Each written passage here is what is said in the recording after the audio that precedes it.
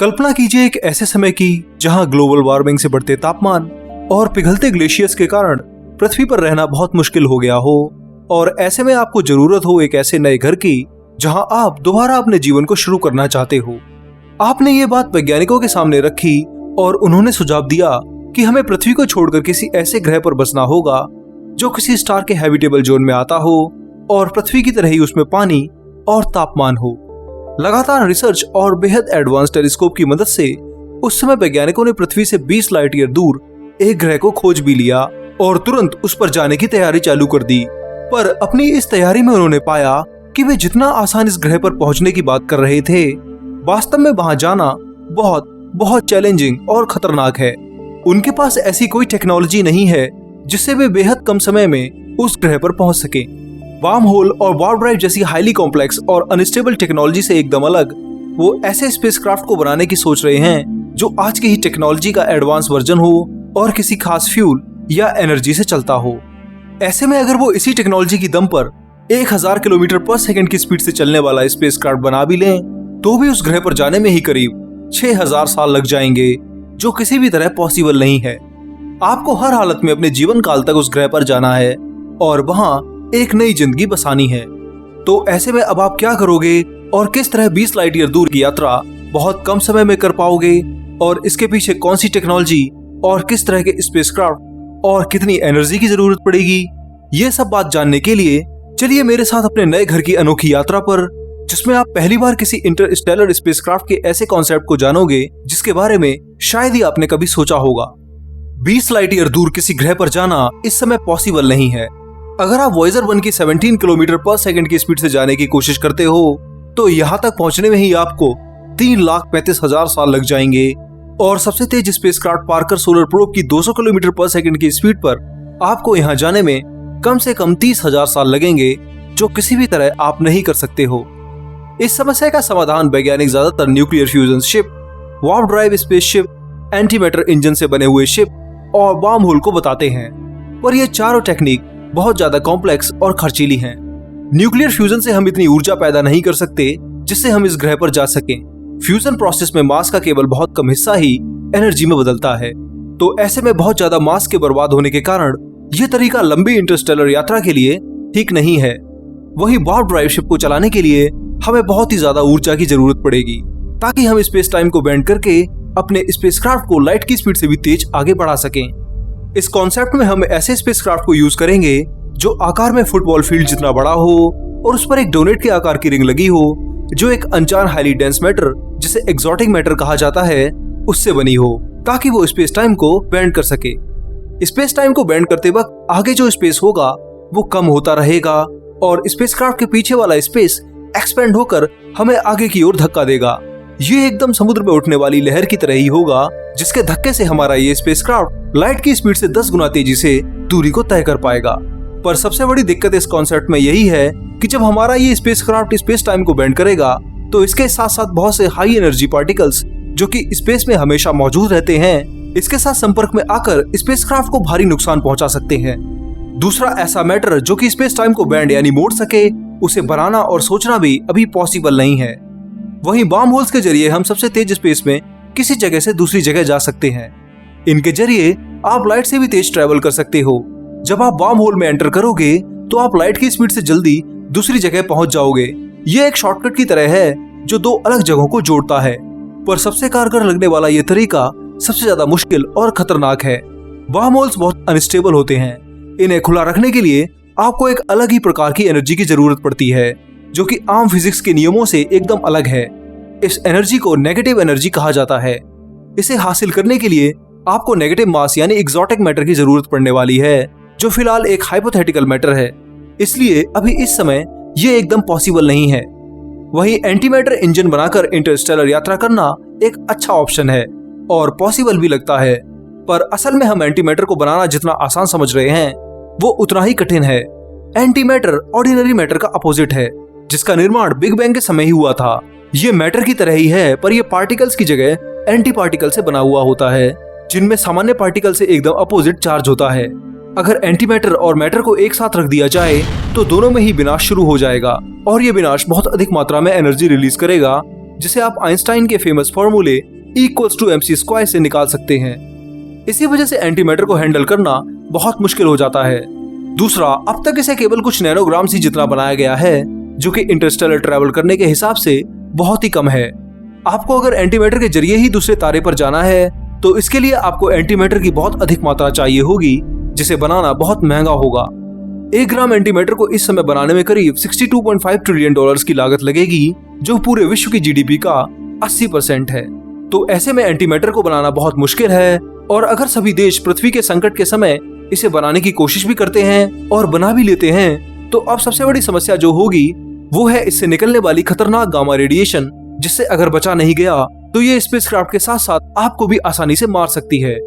जब मैटर और anti matter एक दूसरे से मिलते हैं तो वो एनिहिलेट यानी एक दूसरे को खत्म करने की कोशिश करने लगते हैं। इस प्रक्रिया में निकलने वाली ऊर्जा का 39% यही हाईली एक्सट्रीम गामा रेडिएशन ही होता है, जिससे बचने के लिए आपको अपने स्पेसक्राफ्ट के लिए थर्मल और रेडिएशन प्रोटेक्शन शील्ड लगानी पड़ेगी, तभी इससे इंटरस्टेलर यात्रा पूरी हो सकेगी। पर ये चारों मेथड्स बहुत कॉम्प्लेक्स हैं और फिजिक्स के लॉस के हिसाब से लगभग इम्पॉसिबल नजर आते हैं। अगर आपको बहुत कम समय में 20 लाइट ईयर दूर अपने नए ग्रह पर जाना है तो आपको कुछ ऐसी टेक्नोलॉजी पर ध्यान देना होगा जो फिजिक्स के नियमों के अंदर भी आती हो और इससे निकलने वाली एनर्जी इतनी ज्यादा हो कि कई सालों तक ये आपके साथ रहे और लगातार आपको इंटरस्टेलर ट्रैवल में मदद करती रहे। ये स्टेबल भी हो और आपको लाइट की स्पीड की आधी स्पीड दे सके, जिससे आप अपने ग्रह पर अपने जीवन काल में ही पहुंचकर वहां एक नई दुनिया बसा सको। तो अब जिस नई टेक्नोलॉजी की मैं बात करने जा रहा हूं, उसके लिए अब आपको एक ब्लैक होल की जरूरत पड़ेगी, जिसे आपको अपने स्पेसक्राफ्ट के पीछे लगाना होगा। इससे आपका स्पेसक्राफ्ट अब ब्लैक होल से निकलने वाली एनर्जी से आगे बढ़ेगा और आपको अपने ग्रह तक ले जाएगा। इस तरह के स्पेसक्राफ्ट को ब्लैक होल स्टारशिप कहते हैं, जो सुनने में तो बहुत आसान लगता है, पर इसको प्रैक्टिकली बनाना बहुत बहुत बहुत मुश्किल है, पर फिर भी ये बन सकता है।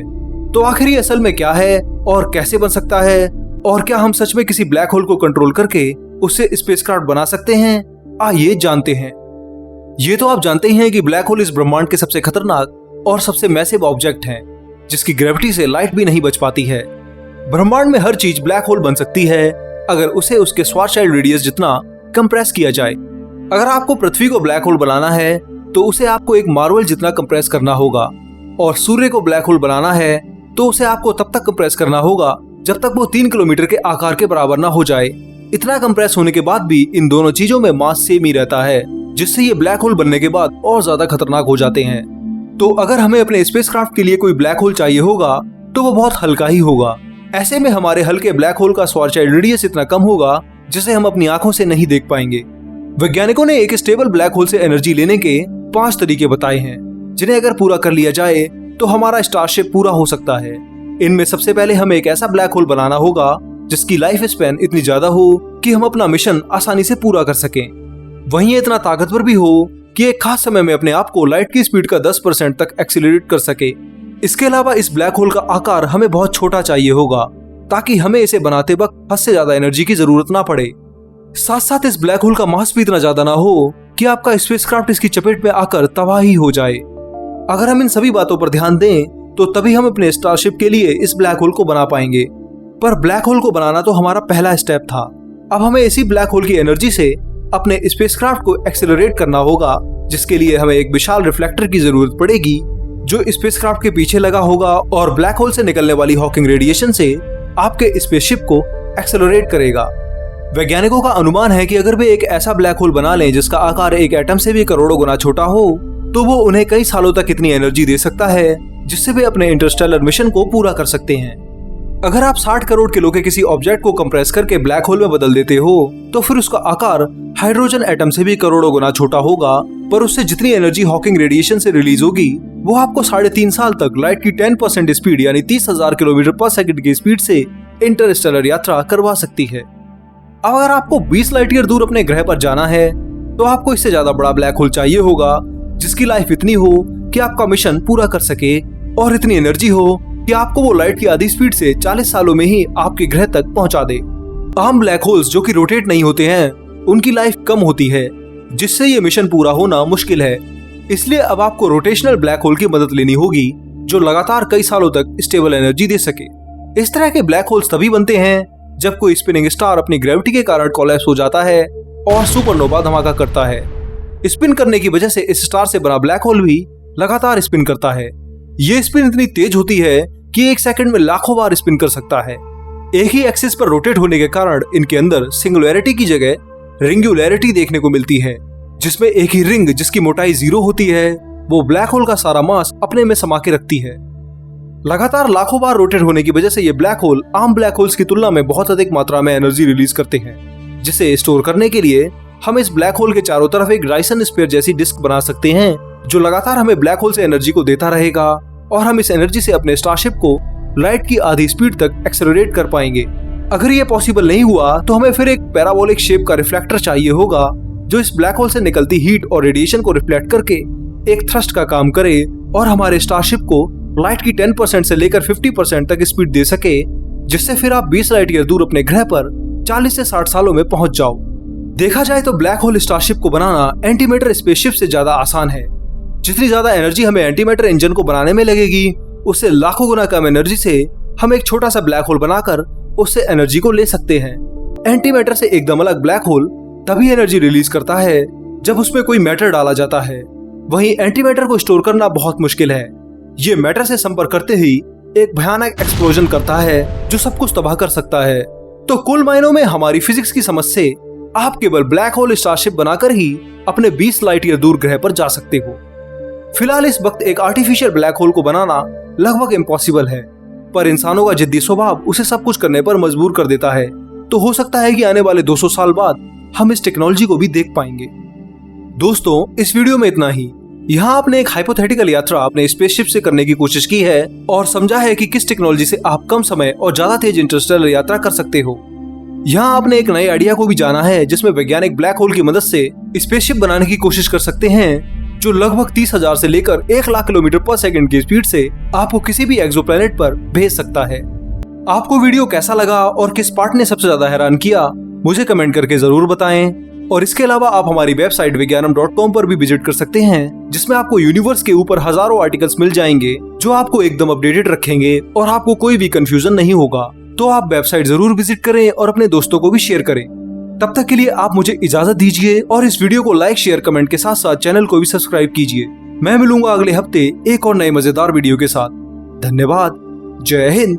आपका दोस्त शिवम।